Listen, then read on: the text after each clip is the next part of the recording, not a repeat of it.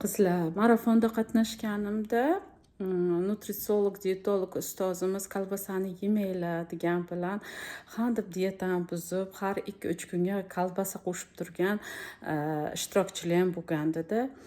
Nima demoqchiman? Qizlar, kolbasa qayta ishlangan go'sht. Unda natriy glutamat bor. Googlet qilinglar, natriy glutamat qanaqa odam organizmiga ta'sir qiladi. Sizlar bu усилитель вкус deganlaringizdan keyin sizlar oddiy mahsulotlarning vkusi sizlarga yoqmaydi. Как будто бы невкусно tuyulaveradi.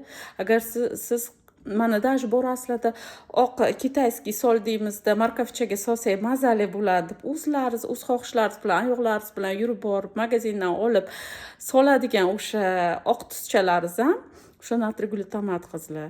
Har xil усилитель вкуса bor, yana загустительlar bor. Ichaklar peristaltika qilishi uchun yaxshi. Mana bunaqa harakatda bo'lishi uchun ichaklarimiz biza ko'proq ko'katlarni, sabzavotlarni yeymiz. Kolbasa u загустительlar u ichakni mana bunday qilib yumshoqqina harakat qilishini bermaydi.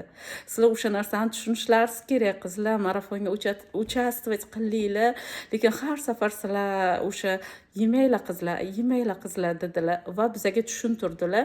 Lekin sizlar bee'tibor bo'linglar. Men shuni sizlarga o'zim mana shuni aytgim keldi. Shu 45 yil o'zim sevib iste'mol qilganman o'sha kolbasalarni. Hozir o'shandan men o'zim ham отказ qildim. Lutshi мясо, hamma baliqmi, nima go'sht mahsulotlari yoki oqsilli, dukkakli o'simliklarni yegan ma'qul. So'ng mana shu усилитель вкусni olib tashlaganlaringizdan keyin, shiralarni olib tashlagandan keyin bir hafta 10 kun qiynalasizlar, bir oy qiynalasizlar. Keyinchalik tabiiy ta'mlarga sizlarga qanaqadir tabiiy ta'mlar yoqa boshlaydi. Chunki sizlar усилитель вкусlarni olib tashladinglar-ku, organizm уже boshqacha ishlay boshlaydi. Qilinglar qizlar. Kerak emas, kolbasa yemanglar. Mana xuddi sizlarga o'xshab kolbasaxo'rman, kolbasaxo'r bo'lganman. Xayrlashdim. Inogda juda xohlasanglar, ozib olganimizdan keyin, sog'lomlashib olgandan keyin yupqagina o'sha ichki nimamizni xursand qilish uchun yesanglar mayli. Lekin bunaqa mazza qilib menga o'xshab shu kolbasa tugamaguncha mazzalardan qilib ko'ppala yeyish kerak emas qizlar.